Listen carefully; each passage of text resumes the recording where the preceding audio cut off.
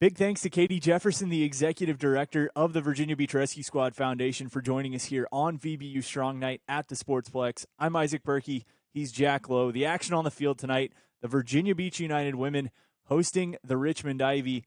Jack, VBU comes in back-to-back wins, a late-night game on Wednesday, but this one is really becoming kind of the rivalry match for VBU with Richmond.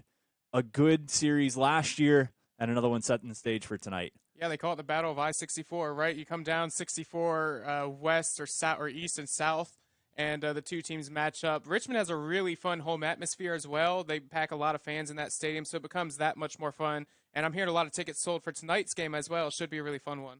Another strong atmosphere here at the Plex. Wednesday night, VBU comes in a 1-0 victory over a Charlottesville team that has kind of struggled this year at times, but ultimately came out, put a good performance on. They've also played Richmond, so a common opponent there. But what did you see from VBU on Wednesday night? Yeah, you saw a lot of shots, right? They finished with 21 total shots on the night.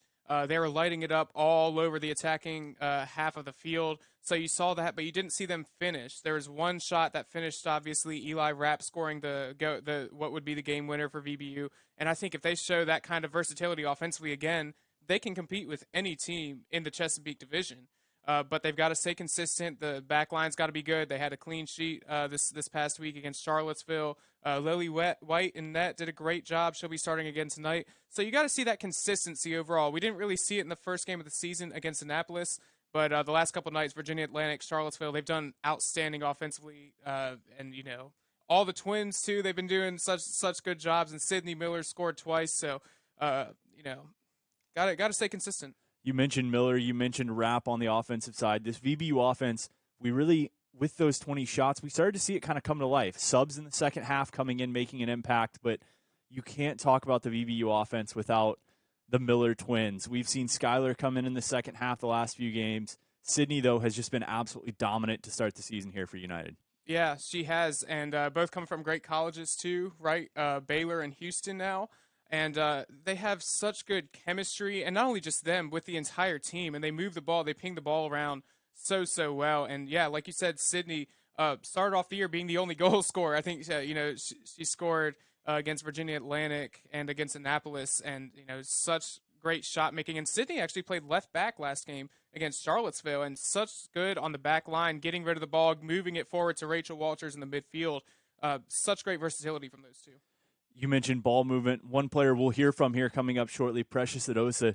She's been kind of a key on that back end, a veteran leadership presence who played the most minutes last season for VBU, but also she's not afraid to step into that and kind of put balls all the way down the pitch. We've seen those feeds on the wing that have become crucial this year for United. Yeah, she's so physical on the back line, right?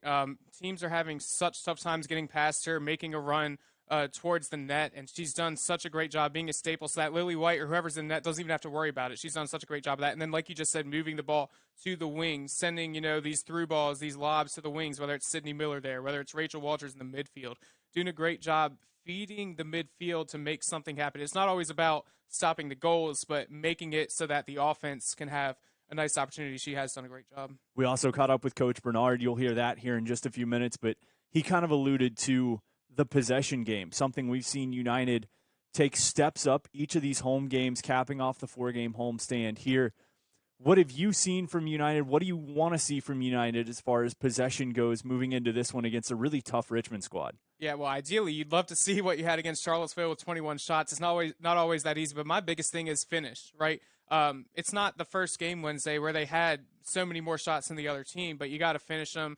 And again, against Charlottesville and against Virginia Atlantic, they had so many shots either straight at the keeper or missing the net altogether and hitting the American football post. If they can finish just a couple of those shots, without a doubt, it could be a high-scoring game against Richmond Ivy. But I know one thing. I think the strength of this team is the back line. They've done such a good job holding off opposing attackers.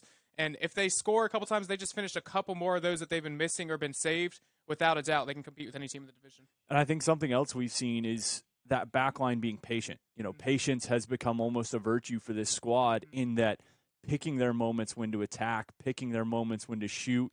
Something that comes from the veteran leadership. You mentioned Rachel Walters, and she's been another key anchor for this team. Yeah, she has. They call her the captain, right? And she might be in a bad mood today because she's an Arsenal fan, actually. They lost the Champions League game. You'll hear from Precious Adosa. She actually talked a little smack to Rachel. But regardless, she's the captain of the locker room. Coach Bernard told us, she's kind of helping keep everything together in that locker room during that rain delay, keeping everybody focused. And she's a friend to everybody in that locker room, right? Everybody loves Rachel. And she does such a great job keeping everybody together, being the centerpiece, being the glue, so to speak, to this VBU team. And again, when you're on the midfield like that, you have to be that presence. You got to be all over the field. It's not just attacking, it's not just defending, but making all the plays. And she does just that. And she really plays so well, meshes well with the rest of this team. Well, that's enough from us as we count down to kickoff here at the Sportsplex. You were able to catch up with Precious Adosa early on. We're going to toss it to that and hear what she has to say before we hear from the head coach himself, the skipper, Jeremy Bernard. All right, I'm now talking with interior defenseman Precious Adosa from the VBU women's team. You guys on a little bit of a roll, 2 wins in a row. Just how are you guys feeling out there? Feeling good. I think we had a hard start the first game, but then we've been better ever since, so we're just trying to get better every single game. How tough is it last game to go out there against Charlottesville, and you've been sitting in the locker room for 2.5 hours waiting to play? It was a long night. It was a long night. We just try to stay focused all the time in the locker room, trying to still focus on the game, even though it was a long wait and we didn't know when we were going to go back there. But I think we did pretty well. Talk to me about your time. You played at Oral Roberts, right? Correct me if I'm wrong. Talk to me about your time in college and how that's relating to here. I love my school. I've been there for 2 years now, going into the 3rd year, and I just couldn't be in a better place. Yeah. Talking about the locker room with you and the other girls in there, is there one that stands out as like a class clown, maybe a funny one who's joking around? Funny one. I joke with Jessie a lot because obviously she's from my school. But if I had to pick one other one that's funny, I like to joke with Rachel. Rachel. We're going to talk about Rachel at the end. Yeah, we're going to talk about it at the end. Yeah. So I like to joke with her. We'll talk about Rachel at the end. But let's say you get stuck on a deserted island, right? You get to bring 3 teammates with you, help you survive, maybe say jokes. If you can pick 3 teammates, who would they be? Anna Wheatley. Jessie. I think Malia Parks. She's practicing with us. Awesome.